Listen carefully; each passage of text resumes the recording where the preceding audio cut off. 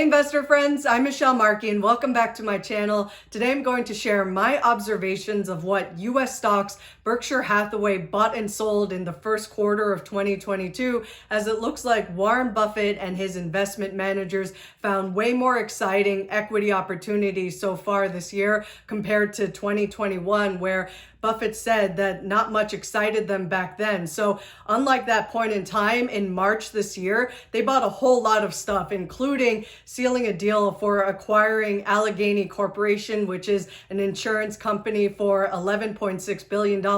But I'm more so going to focus on the equity holdings that Berkshire either bought or sold this quarter. So if that sounds good to you and you also enjoy learning all things about Buffett and Berkshire, please be sure to like and subscribe to my video on YouTube channel, and let's get into it. When Berkshire Hathaway's 13F filing came out on Monday, May 16, it revealed that Berkshire added a net new of 5 positions. But if you look closely at the investing activity, we can see that Berkshire bought 15 stocks and sold 7 stocks, which kind of reminds me of rugby rules. If you've ever played rugby union rules with 15 to a side, or rugby sevens with 7 to a side, which I personally love the most. So let me know in the comments if you also play rugby. But in any event, it looks like Berkshire's portfolio grew by a net $33 billion in market value from the end of Q4 to Q1, and it went from $331 billion to $363.5 billion, which seems to be a little bit less than the amount that they put into the market in total,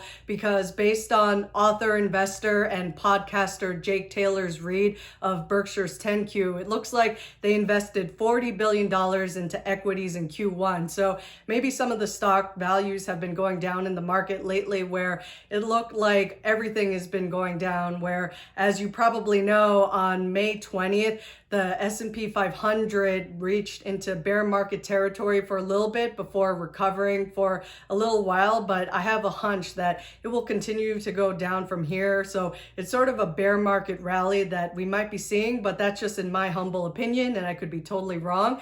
But Berkshire is also not immune to some of the stock market volatility, where their stock is also off 16% from their all-time highs that they reached at the end of March 2022, where Berkshire had hit $545,000 per Berkshire A share, and then for Berkshire B it reached a high of $362 and now is at $304 per share. So we're definitely starting to see somewhat of a discount to Berkshire shares, but I'm actually holding out for a better discount. So I'm hoping to buy some more Berkshire the lower it goes. And to keep things simple, I might say that either Buffett or Berkshire might have bought a stock, but actually Buffett set the record straight at this year's annual meeting, where he said sometimes some news articles attribute Buffett to buying a certain stock when it might have been his investment managers Todd and Ted. So I'll clarify one instance where he set the record straight with regard to one equity that he bought more into, but otherwise I have no idea whether someone else other than Buffett bought stocks. But just to keep it simple, if you hear me saying Berkshire or Buffett, it's sort of interchangeable just for today.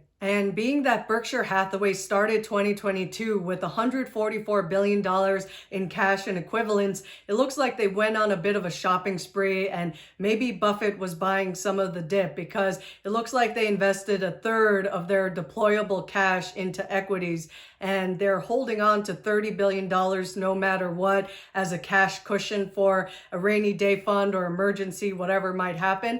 But so that leaves $114 billion, and they basically spent already a third of that. So now they should be down to closer to $100-something billion, and there's still plenty that they could invest with that. But being that we're in the early days of 2022, it looks like they're getting off to an aggressive buying start. And so looking at their top 10 positions, Berkshire added to their topmost position in Apple by scooping up 3.8 million shares.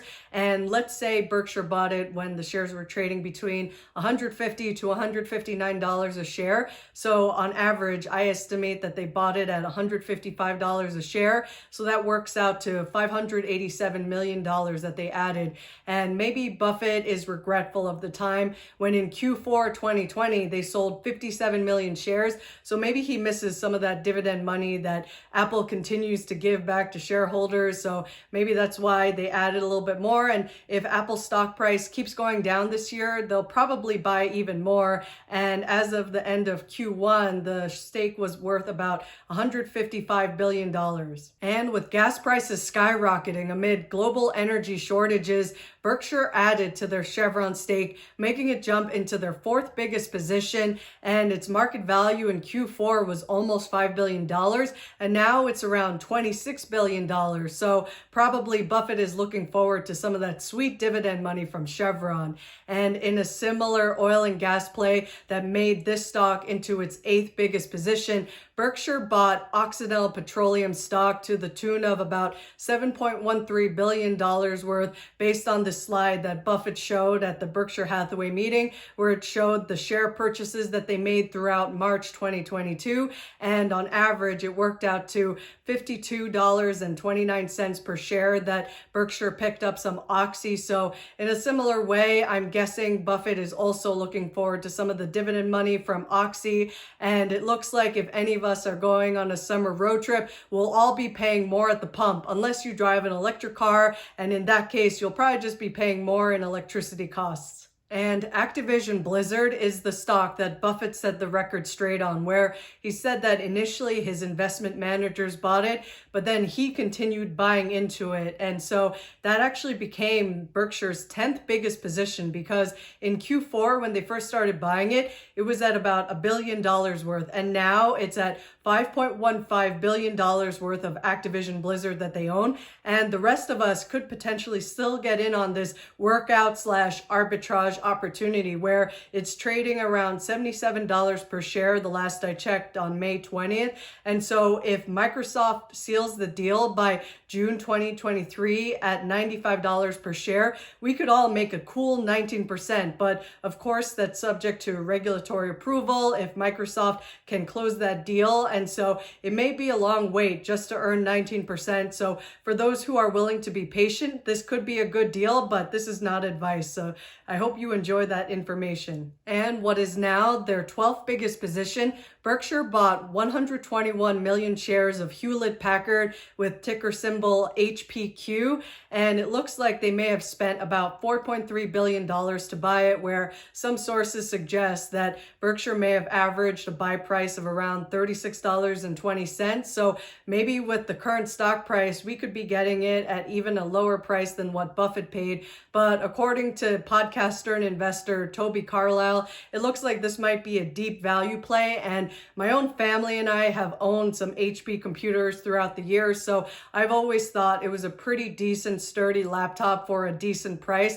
But maybe Buffett is going more so for the printer business, where they're probably making some decent dough from all the printer ink that people have to pay for sometimes. So maybe that might be where HPQ is going. I'm not sure, but definitely something to study more if you're interested in that stock. And over the last couple of quarters, Berkshire has been reducing their stake in supermarket chain Kroger. And my only guess for why that might be is because maybe inflation is eating away at the tight margins of grocery stores, and or maybe people are hoarding less food and consumer goods as the economic outlook is looking a little bit better, but still everybody's feeling the pinch from inflation. So maybe that's that, but I have no idea what's going on in the grocery business aside from those assumptions. And then also a lot of people seem to be surprised about Berkshire finally entirely getting rid of Wells Fargo, whereas I thought from the last few Berkshire Hathaway annual meetings with Buffett denouncing Wells Fargo's mistakes that I would have assumed that Berkshire totally liquidated out of Wells Fargo a long time ago. But to my surprise, they still had to sell off another $38 million worth of Wells Fargo. And so instead of that, they seem to buy almost $3 billion worth of Citigroup, as well as they also put $390 million into Ally Financial. So they seem to be slightly bullish on banks, but just not Wells Fargo. And in some plays that I don't know that much about, but I'm chalking up to Buy American, Berkshire added to their General Motors position, as well as they bought about $1.1 billion worth of Celanese, which is a specialty materials and chemical innovation company based out of Texas. And then they also invested $900 million into McKesson, which is interesting because that company has more than doubled from when I started looking at it in late 2017. So maybe maybe in retrospect, that might have been a good company to invest in, but I'm trying not to have any regret about it because at the time I felt that I didn't have a strong enough circle of competence about McKesson, but maybe there's something special to them being a medical supply and pharma distributor throughout the US. So even though I know they've been hit with a bunch of fines related to some of the opioid problems, they still seem to have a pretty strong business model, and maybe Berkshire will buy even more McKesson in the future. And I don't know what Verizon did, if it was delays with their 5G rollout or what have you, but Berkshire liquidated 99% of their Verizon stake from having $8.25 billion worth in Q4 to now only having about $70 million worth. So it's basically being written off, and I wouldn't be surprised if they totally get rid of it by the end of Q2 this year. And it's interesting because their main competitor, T-Mobile, that stake has been left intact, with Berkshire still owning about $670 million worth of T-Mobile. And then maybe instead of Verizon, Berkshire added $2.6 billion worth of Paramount Global, which I know is not exactly related to Verizon's kind of business, but maybe it's sort of similar in that offering some cable services through Paramount and CBS, maybe there's more of a better business model there than whatever Verizon had been doing, especially with a lot of people cutting the cord like I certainly have. So maybe Verizon's business needs to kind of reevaluate and retool what they're doing as a whole. And it looks like Berkshire is turning somewhat bearish on some pandemic favorites, such as in real estate and also pharmaceuticals, because Berkshire reduced a big chunk in the REIT Store Capital based out of Arizona, but Berkshire is more bullish on some home building and home renovation stocks like Restoration Hardware and Floor & Decor, but they significantly reduced on their pharma holdings, such as in Royalty Pharma, and they totally sold out of AbbVie and Bristol Myers Squibb. So it looks like they're kind of moving on from some of the stocks that were really hot during the last couple of years. And in maybe saving the best two for last, Berkshire continued to add to their Liberty Media Formula One Series C stake by increasing it from the $134 million in Q4 to now being around $539 million. So that's an increase of $405 million more invested into high-class racing and other businesses that Liberty Media owns. And they also have a $12 million stake in Liberty Latin America. So if you total those two, that's worth around $550 million at the end of March 2022. So if you're interested in racing and more, that might be something to look into to see what are they doing so well that Berkshire is buying even more into F-Wonk.